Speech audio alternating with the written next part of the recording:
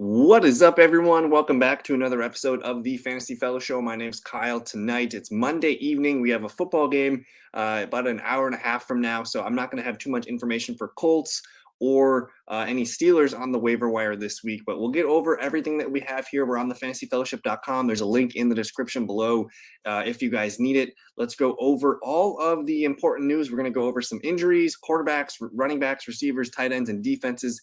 Just kind of a quick video here to get you guys primed for the waiver wire run. Now, at the injury list here to monitor, we have quarterback Justin Fields. He's got that left shoulder injury. I have him listed as questionable for week 13. The Bears do have a bye week 14. So it does kind of make sense for them to maybe wait one more game. We'll see what they decide to do. But I think for now, it's 50-50 for him to play. And then in the same game, like the Bears host the Packers this week, Aaron Rodgers with that oblique rib injury. Packers also have a bye week 14. Not sure if we're going to see him play. So he's a 50-50 shot to play. It sounds like, though, Matt LaFleur and Rodgers did sound kind of optimistic that he can play. It's going to more so be like a pain management kind of thing. So we'll see about Rodgers. Either way, both Fields and Rodgers are 50-50. Matthew Stafford with the concussion, I have him listed as doubtful. The Rams are swirling down the toilet right now. So don't expect Stafford, Cooper Kupp, Allen Robinson, all these guys to be, in your lineups coming anytime soon.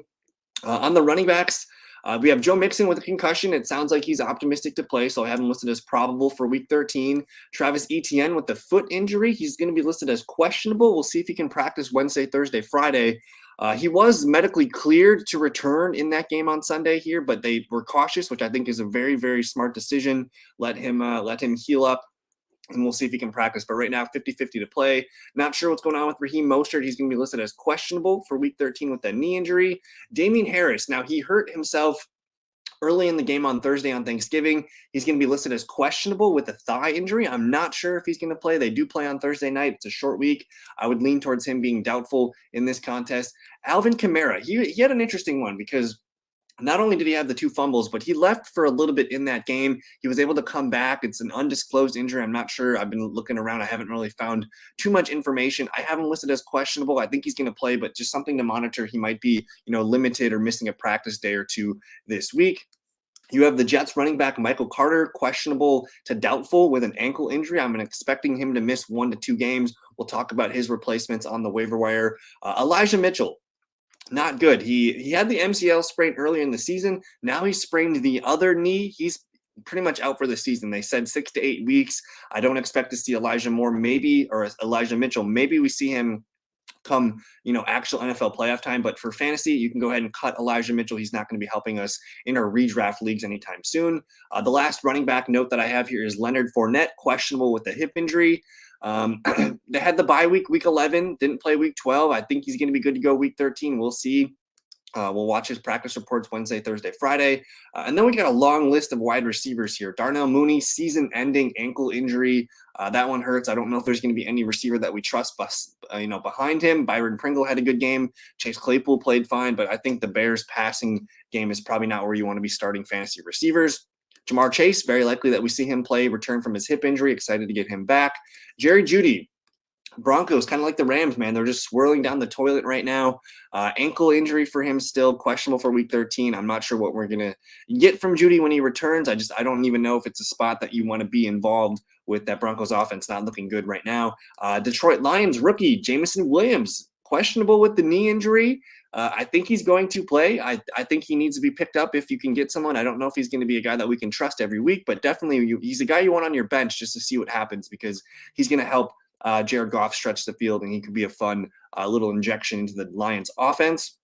Romeo Doubs, ankle injury. He had that high ankle sprain a couple weeks ago. Again, I think it was against Buffalo. Questionable for week 13. The Packers do have a bye week 14, but they didn't put him on IR, so they left a chance for him to play this week. We'll see what happens to see if he can get some practices going, but right now 50-50 to play. Not sure what's going on with Kadarius Toney, that hamstring. I'm going to list him as doubtful. You got Mike Williams with that high ankle sprain, doubtful for week 13. We'll see if we can get him back week 14 or 15.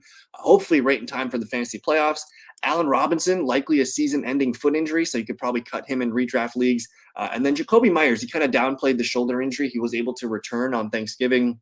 I think he's going to be okay. Maybe he's just limited in practice. And then I didn't see any major tight end injuries. Again, I'm recording this on Monday. I will be updating this throughout the day on Tuesday. So please come back and check out the article to make sure I didn't miss anything. But that's the injury list. Let's move on to the quarterbacks of the week here. Only 2 teams on bye. We have, where are they? I didn't list them on here, but it's Carolina and the Cardinals. I will get that listed on the website. So for quarterbacks, you have these guys that should be rostered. These are the top 12 QBs right now in fantasy football. And then after that, guys that are considered for the week here, I like Daniel Jones against Washington. It's a tough matchup, but Daniel Jones has proven to be a fringe QB1 all season long. If I had my choice at any of these guys to play, if you need a quarterback this week, say you have, Kyler Murray on bye, Trevor Lawrence is probably the dude. At Detroit, he's only under 60% rostered in ESPN. I think he's the streamer of the week. And then I think Deshaun Watson, if he should be rostered already, but if you can still get him, he's one of the priority ads. And then Mike White down here at Minnesota, man, he brought life to the pass catchers for the Jets. He really brought life to the whole offense. So I think he's probably a pretty good streaming option this week. Otherwise, I suppose, if Rodgers is out there, Kirk Cousins, these guys are high floor guys. Derek Carr kind of coming to life with the Raiders offense, maybe. But otherwise, I don't really have a lot of confidence in too many of these quarterbacks this week here. So stick with the guys that I have in bold. Maybe Kenny Pickett is an emergency play, but I think Trevor Lawrence is the clear QB1 streaming option for you this weekend. And then some stashes in Superflex League. You can drop Jacoby Brissett. I think he's only going to see the field if Deshaun gets hurt. Carson Wentz, he's lost the starting job, but he's healthy again. So if anything happens to Heineke, he will get put back into the lineup. Zach Wilson, I'm not sure if we're going to need him for Superflex League. Same thing with Jameis Winston. There's probably a chance we see Davis Mills return to the lineup in a week or two. Malik Willis, Teddy Bridgewater, Kyle Allen. A lot of these quarterbacks are just purely backup. So if you have the room and you want to stash some backups, go ahead and do it. Sam Darnold, especially in Superflex leagues, he should be rostered. He had a good game against the Broncos. He's on bye this week, so he still might be floating on the waiver wires. But kind of an ugly week for quarterbacks. I think at this point we know who the top 12 guys are. These are where you kind of want to be. Daniel Jones, Trevor Lawrence are probably the streamers. Looking at the running back situation, and again, I use ESPN's percent rostered. So guys at the top of the list, like Brian Robinson, I'm sure he's probably owned in your leagues. If you play in 12-man leagues, he's probably rostered. But Robinson looked really good. I think he's back into low-end RB2 status. Same thing with A.J. Dillon. We know we have to watch the health of Aaron Rodgers, but even with Jordan Love, he's still going to be a piece of the offense. I think he finally got some confidence. He finally scored a touchdown, his first since week 1. Dillon going up against the Bears, he could be a low-end RB2 if you're in a pinch. But clearly the guys that I like the most, Brian Robinson, Rachaad White, Isaiah Pacheco. These guys should be rostered already. So if you can't get these guys, we're going to go all the way down the list here to Kieran Williams. He led the Rams in running back touches. He had the most carries. He's going to be used as a pass catcher. I think he's the guy that you want to own in the backfield going forward. He can be a low-end RB2, especially in PPR. And then with the Jets, Michael Carter's out for at least a game or two. Zonovan Knight looked really good. He led the team in carries. He had a couple of receptions. He looked like he had some burst. James Robinson was a healthy scratch in that game, so I'm not sure what's going on with that. Zonovan Knight might be the starter against the Vikings this week. I know Ty Johnson's there, but he's not going to lead the team in touches, that's for sure. Ty Johnson should also be owned, but if I had my priority, I'm going with Zonovan over Ty Johnson. Keep an eye on JaMychal Hasty as well. We mentioned the Travis Etienne injury, but even if Etienne comes back and plays this week, we might see a little bit more Hasty. And I think now that the injury seal's broken on Etienne, Hasty's probably worth a stash for the rest of the year. And then you got, Cam Akers, not really exciting play. He's probably droppable right now. J.K. Dobbins, there's rumored that he's going to be returning in a week or two. He's worth a stash play. Samaje Perine, definitely worth a stash. Joe Mixon got the concussion. If anything happens to Mixon again, Perine's going to be back on our waiver wire. Gus Edwards, he dominated the snaps and the routes and everything there for the Baltimore Ravens. He put Kenyon Drake kind of well behind him. So Gus Edwards needs to be rostered. Jerick McKinnon needs to be rostered. James Cook, I'm going to continue to hold on to him. And then you just have some handcuffs here. Madison, Dion, Chuba, some guys like that. But the running backs you want to target the Jets, Zonovan Knight or Ty Johnson. Go get Kieran Williams. And then, if you play in 10-team leagues or shallower leagues, go and get the guys here at bold. But not the best running back week here. We'll see. None of these guys are like, rest of season long-term plays. But I am excited about some of these guys here on the wire. So go get your Jets running back. And then let's move on to the wide receiver position. And again, ESPN percent rostered here, so guys at the top of the list, more likely to be owned. I'm going to start at the bottom. Richie James in PPR league, he needs to be picked up. He's the number 2 receiver in the Giants offense. Nelson Aguilar coming alive here for Mac Jones. I like what Mac Jones has been doing. Aguilar's been seeing more and more routes and targets and snaps the last couple games. And again, and these guys are more 12-team end of the bench ads. I'm not saying these guys are great starters, but if you're in a pinch for a flex, go ahead and grab Randall Cobb, DeAndre Carter, Aguilar, Richie James. Van Jefferson's probably the wide receiver 1 the rest of the season for the Rams. Not sure how fruitful that will be. I continue to like Mac Hollins and Nico Hollins. You have DJ Chark there as well. But the guy that's probably needing to be picked up the most is Zay Jones. He's a guy I've been on all season.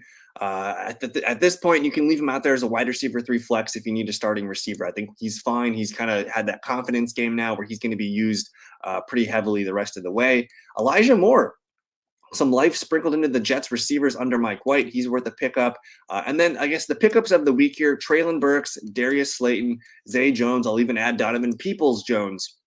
Add as many of these receivers as you can. These guys are all wide receiver 3 flex plays, especially Traylon Burks. He hasn't scored his official first receiving touchdown yet. He got the fumble touchdown, but everything's there for Traylon. He's the number 1 receiver for Ryan Tannehill. And really, Darius Slayton's a number 1 receiver for the Giants. Traylon Burks is the number 1 receiver for the Tennessee Titans. If you can grab these guys, go ahead and do so. And then with Deshaun Watson back, Donovan Peoples-Jones needs to be picked up. And if you can get some of these higher, owned guys here, go ahead and grab them. George Pickens is the guy here. I still don't know why he's so low owned in ESPN. And then you have Darnell Mooney out for the season. That might leave an opening for Chase Claypool to get more work. We'll see. But either way, stick with the guys that we mentioned here. Let's move on to tight ends. Not a great tight end week. Basically, at this point, we know who the top tight ends are. They are the guys here that I have highlighted. If you can grab Foster Moreau, he's the number 1 tight end priority. I think right now he's only owned in about 35% of ESPN leagues. I don't know if we're going to see Darren Waller back the rest of the year. In 3 starts, Moreau has 2 touchdowns, 2 double-digit games. He's playing well. The Raiders' offense starting to tick up a little bit, so I like Moreau as the streamer the rest of the season. Otherwise, Hayden Hurst, maybe.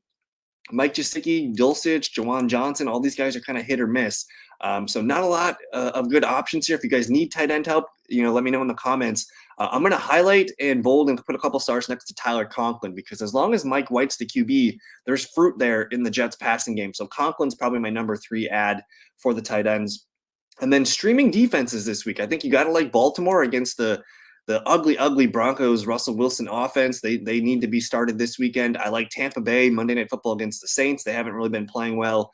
Otherwise, I mean, it's kind of a tough week for streaming defenses. If you don't have, Buffalo, New England, a couple of these top teams here, you're basically looking at maybe the Commanders. We're looking at maybe the Packers against the Chicago Bears, the Steelers against Atlanta, maybe the Seahawks against the Rams. That might be appealing here. So kind of a tough week, and definitely the Cleveland Browns. I'm going to add some stars and some stamps to that. So let me know if you guys have any questions. That's going to do it for the Week 13 fantasy, the waiver wire preview. I'll probably go live tomorrow night. We'll see if I can get a show on Tuesday night, Wednesday night for sure. Thursday night, we're going to be back into the swing of things, helping you guys get to the fantasy playoffs. So thank you so much for your time. If you're new, don't forget to like the video. It helps the channel grow. Subscribe if you guys are new. We're almost to 600 subscribers, so much appreciated. Thank you guys for your time, and we'll see you guys on a live stream coming up. Adios.